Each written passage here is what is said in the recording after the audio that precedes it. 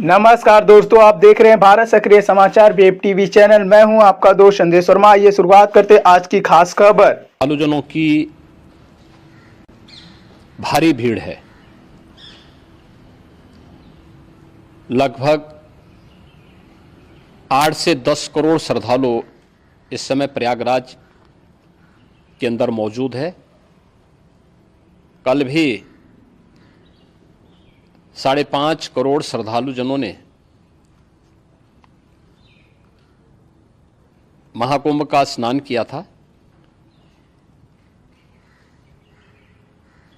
ये जो भारी दबाव श्रद्धालु जनों के कारण और श्रद्धालुओं के संगम नोच पर जाने के कारण वहाँ पर एक बना हुआ है, लेकिन पूरा प्रशासन मौके पे वहाँ मौजूद है।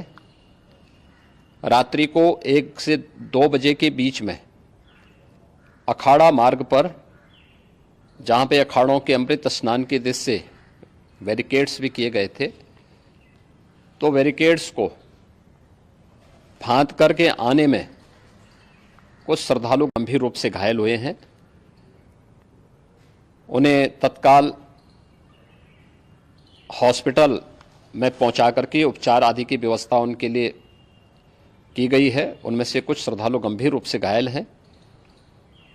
लगातार प्रशासन स्थानीय स्तर पर श्रद्धालुओं की सकुशल स्नान कराने के दृष्टि से रात्रि को कल सायंकाल 6:30-7 बजे से ही मौनी अमावस्या का मुहूर्त प्रारंभ होने के बाद से ही लगातार लगा हुआ है। प्रयागराज में महाकुंभ में श्रद्धालु जनों के सकुशल स्नान करने, अमृत स्नान के लिए देश भर से आए हुए श्रद्धालु जनों की व्यवस्था के लिए, उनके कुशल क्षेम के लिए आदरणीय प्रधानमंत्री जी का प्रातःकाल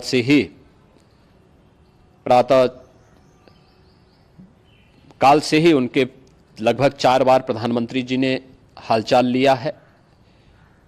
माननीय गृह मंत्री जी ने, माननीय राष्ट्रीय अध्यक्ष भारतीय जनता पार्टी श्री जेपी नड्डा जी ने, माननीय गृह मंत्री श्री अमित शाह जी ने भी, और प्रदेश की माननीय राज्यपाल श्रीमती आनंदीबेन पटेल जी ने भी लगातार जानकारी लेकर के सभी के कुशल क्षेम और सकुशल स्नान कराने के बारे में निरंतर रिपोर्ट ले रहे हैं। हम लोगों की प्रातःकाल से ही श्रद्धालुजन जो भी आए हैं वे स्नान कर सकें, इसके लिए यहाँ पे उच्च स्तरीय बैठक भी चल रही है, जिसमें मुख्य सचिव भी हैं, डीजीपी हैं, प्रमुख सचिव गृह हैं, मुख्यमंत्री कार्यालय के अपर मुख्य सचिव के साथ साथ एडीजी लॉ एंड ऑर्डर के साथ साथ अन्य वरिष्ठ अधिकारीगण मौजूद हैं। प्रयागराज में हालात वर्तमान में नियंत्रण में हैं, लेकिन भीड़ का दबाव बहुत बना हुआ है। अखाड़ा परिषद से जुड़े हुए पदाधिकारियों के साथ मैंने स्वयं भी बातचीत की है। आचार्य महामंडलेश्वरों से भी, पूज्य संतों के साथ भी मेरी बातचीत हुई है, और पूज्य संतों ने बड़ी ही विनम्रता के साथ इस बात को कहा है कि नहीं, श्रद्धालु जन पहले स्नान करेंगे और फिर जब उनका दबाव कुछ कम होगा और वे सकुशल वहाँ से निकल जाएंगे, तब हम लोग स्नान करने के लिए संगम की तरफ जाएंगे। अभी पहले श्रद्धालु जनों को, चूँकि देश भर से आए हैं, तो इसके लिए उन्हें सभी अखाड़े इसके लिए सहमत हैं और सभी लोग इस व्यवस्था के साथ जुड़े हुए हैं। लगातार इस दिशा में हम लोगों का प्रयास है कि जो अब तक प्रातःकाल से ही आपने देखा होगा, कल मैंने बताया कि कल लगभग 5.5 करोड़ श्रद्धालु कल महाकुंभ का स्नान किए हैं, और आज प्रातःकाल तक लगभग 8:30 बजे तक 3 करोड़ से अधिक श्रद्धालु स्नान कर चुके हैं, और ये लगातार जारी है। लेकिन संगम नोच पर, अखाड़ा मार्ग पर,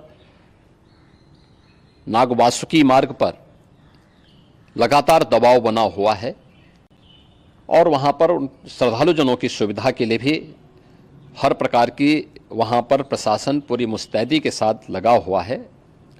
और इसीलिए मेरी अपील है पूरे प्रदेशवासियों से, पूरे देशवासियों से और सभी श्रद्धालुओं से भी सभी पूज्य संतों से भी कि अफवाह पर कोई ध्यान न दें, संयम से काम लें।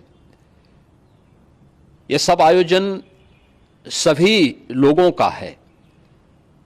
प्रशासन उनकी सेवा के लिए पूरी तत्परता के साथ लगा हुआ है। केंद्र और राज्य सरकार पूरी मजबूती के साथ वहां पर हर प्रकार का सहयोग करने के लिए तत्पर है। लेकिन कोई किसी अफवाह पे ध्यान न दे। कोई भी व्यक्ति नकारात्मक अफवाह फैलाने का प्रयास करेगा, उस प्रकार से नुकसान हो सकता है। और जहां पर हैं आप, लगभग 15 से 20 किलोमीटर के दायरे में अस्थायी घाट बनाए गए हैं, उसमें कहीं भी वे स्नान कर सकते हैं।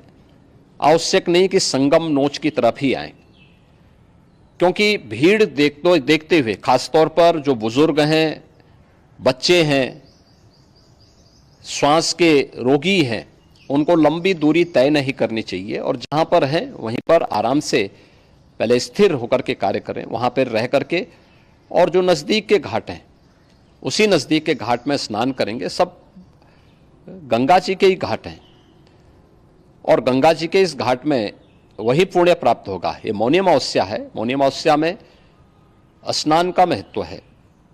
संगम में स्नान का दबाव बहुत ज़्यादा है, इसलिए सभी लोग अगर वहाँ पे इसमें अपना सहयोग करेंगे तो सकुशल हम सभी श्रद्धालु जनों को वहाँ पर स्नान करने में सफल होंगे। और फिर इसके उपरांत अमृत स्नान के लिए पूज्य संतों से भी